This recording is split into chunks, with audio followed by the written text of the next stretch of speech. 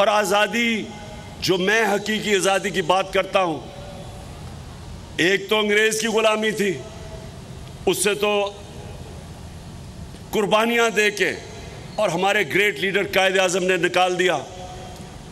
लेकिन अभी दूसरी गुलामी है जिसे न्यू कॉलोनियलिज्म कहते हैं। आपको फतह किए बगैर आपको गुलाम बना देते हैं, आपको कंट्रोल करते हैं, आपको हुक्म दिया जाता है। इस इंपोर्टेड हुकूमत को हुक्म दिया जाता है कि रूस से तेल नहीं लेना। हिंदुस्तान हमारे साथ आज़ाद हुआ था, वो 40% कम कीमत पे रूस से तेल ले रहा है। अमेरिका का स्ट्रेटेजिक एलाय है, उसके बावजूद तेल ले रहा है। हमें गुलामों को, इन गुलामों को, मैंने तो उसे निगोशिएट कर आया था। ये हमाद मेरा पेट्रोलियम मिनिस्टर था, हम तो रूस जाके निगोशिएट कर रहे थे कि सस्ता तेल भी लेंगे, सस्ती गंदम भी लेंगे रूस से। तो जैसे ही ये इंपोर्टेड गवर्नमेंट आई, और मैं ये गवर्नमेंट को ये सुन लो जरा, यही नहीं कि सिर्फ साजिश के तहत एक बैरून मुल्क ने हमारे ऊपर एक गवर्नमेंट इंपोज की। पाकिस्तान के करप्ट तरीन बड़े बड़े डाकुओं को हमारे ऊपर बैठा दिया। 60% कैबिनेट जमानत पे है, 60% कैबिनेट चोरी के ऊपर जमानत पे है। चोरों को ऊपर बैठा दिया, जिन्होंने आके आते साथ ही अपने करप्शन केसेस खत्म करने शुरू किए। 1100 अरब रुपए के जो आपका पैसा था वो इन्होंने माफ करवाने शुरू कर दिए। कौम को धकेल दिया है पाकिस्तान की तारीख की बदतरीन महंगाई में।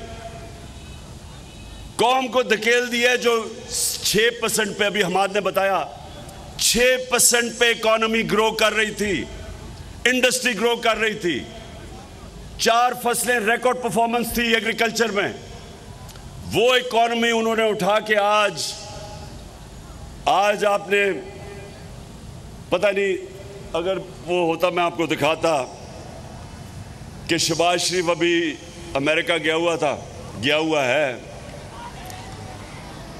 अगर आप ये सिर्फ सुने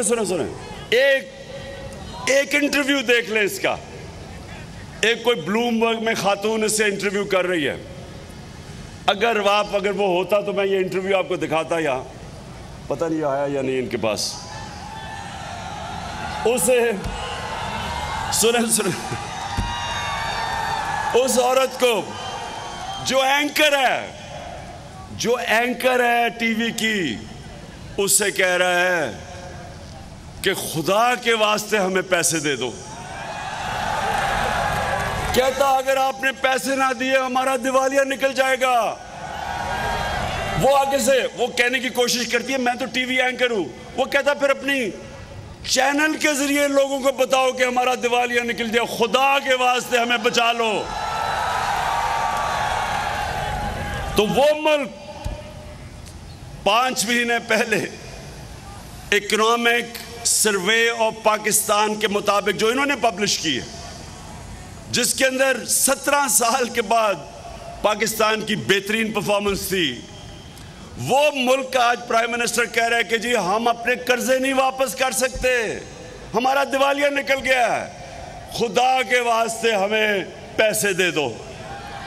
वो भी आपने नहीं सुना उसका कहीं कि मैं मांगने नहीं आया लेकिन मैं मजबूर हूं। तो